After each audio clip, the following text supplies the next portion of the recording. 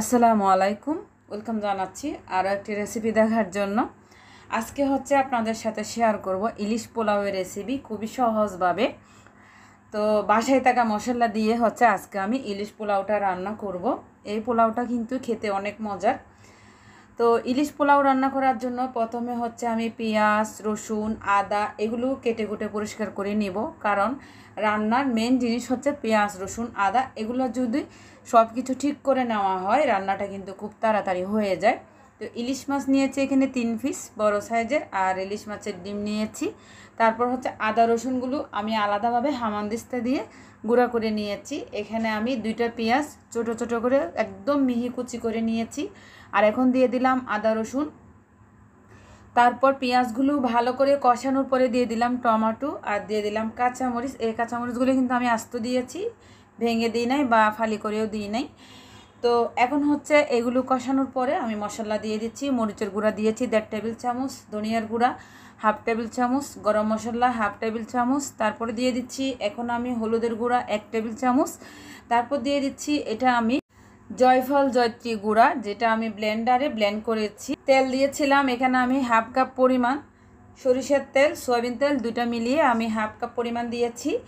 তারপর হচ্ছে এখন মশলাগুলো কষানো হয়ে গেছে। আমি বেশ কিছুক্ষণ ধরে মশলাগুলো কষিয়ে নিলাম, সামান্য একটু পানি দিয়েছিলাম মশলাগুলো কষানোর সময় যেন মশলাগুলো পুড়ে না যায়। তারপর দিয়ে দিচ্ছি আমি মাছ আর মাছের ডিমগুলো। তো মাছ আর মাছের ডিমগুলো দেওয়ার পরে ঢাকনা দিয়ে ঢেকে দিব, আরও 3 মিনিট আমি কষাবো। তো এখন ঢাকনা দিয়ে ঢেকে দিয়েছি, যে মাছগুলো আমার কষানো হয়ে গেছে। এখন হচ্ছে ঢাকনাটা উঠিয়ে নিলাম, তারপর মাছগুলো একটু হালকাভাবে এক পাশ থেকে অন্য পাশে ফিরিয়ে দিচ্ছি। আর এখন আমি মাছের মধ্যে পানি দিয়ে দিচ্ছি। এই যে এই কাপটা দিয়ে মেপে 1 কাপ পরিমাণ পানি দিব, মানে ঝোল দিচ্ছি মাছগুলো সেদ্ধ হওয়ার জন্য। তার পরবর্তীতে আমি মাছগুলো কিন্তু উঠিয়ে নিব।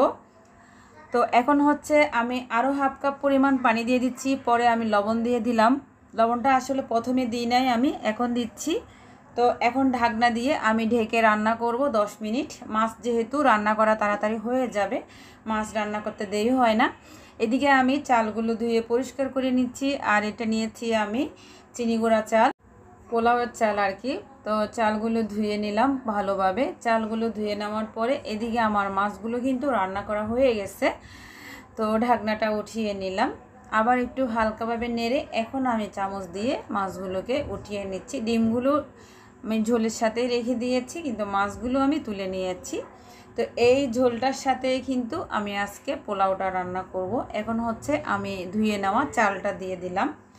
তো চালগুলো দেওয়ার পরে এই মশলাগুলোর সাথে মানে ঝোলটার সাথে ভালো করে একটু কষাতে হবে।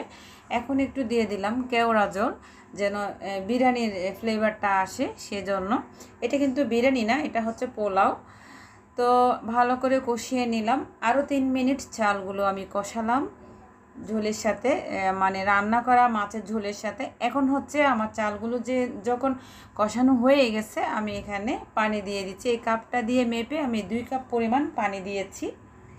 তো পানি দেওয়ার পরে আবার একটু ভালো করে মিশিয়ে নিলাম, তারপর ঢাকনা দিয়ে ঢেকে দিয়েছি। এখন হচ্ছে আমি অপেক্ষা করতেছি চালে বলক আসার জন্য। তো চালে বলক চলে এসেছে, মানে চালগুলো ফুটতে শুরু করেছে। এখন হচ্ছে ঢাকনা দিয়ে আমি বারবার ঢাকনাটা উঠিয়ে নেড়ে নিচ্ছি। তো চাল থেকে পানিটা কিন্তু একদম চালের গায়ে গায়ে হয়ে গেছে। এখন আমি ভালো করে নেড়ে মিশিয়ে নিলাম, নিচের চালগুলো উপরে তুলে দিয়েছি। এভাবেই কিন্তু একটা পেঁচুলা দিয়ে নেড়ে মিশিয়ে নিলাম। এখন উপর থেকে আমি দিয়ে দিচ্ছি মাছগুলো। তো মাছগুলো একটা একটা করে আমি উপরে বসিয়ে দিচ্ছি, আর দিয়ে দিচ্ছি আরও কয়েকটা কাঁচামরিচ। এই কাঁচামরিচগুলো উপর থেকে একটু আমি ছিঁড়ে দিয়েছি যেন ঝালটা বের হয়। তারপর হচ্ছে ঢাকনা দিয়ে ঢেকে দিলাম। ঢাকনা দিয়ে ঢেকে আমি দমে রেখেছি আরও 10 মিনিট।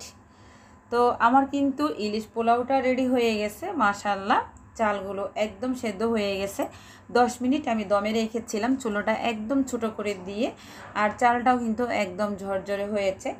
খুবই সহজভাবে বাসায় থাকা মশলা দিয়ে আজকে আপনাদের সাথে ইলিশ পোলাওয়ের রেসিপি শেয়ার করলাম। বাসায় যদি মেহমান আসে ঝটপট কিন্তু এই রেসিপিটা আপনারা করে নিতে পারেন। আবার যদি হঠাৎ করে আপনার ইচ্ছা করে ইলিশ পোলাও খাবেন, এভাবে কিন্তু রান্না করে নিতে পারেন। আশা করি আমার ভিডিওটি ভালো লেগেছে। ভালো লাগলে আমার এমএন কিচেন বিডি চ্যানেলটির সাথেই থাকবেন, আমার চ্যানেলটিকে সাবস্ক্রাইব করে নেবেন। আজকের ভিডিওটা এখানে শেষ করছি। আল্লাহ হাফেজ। Thanks for watching.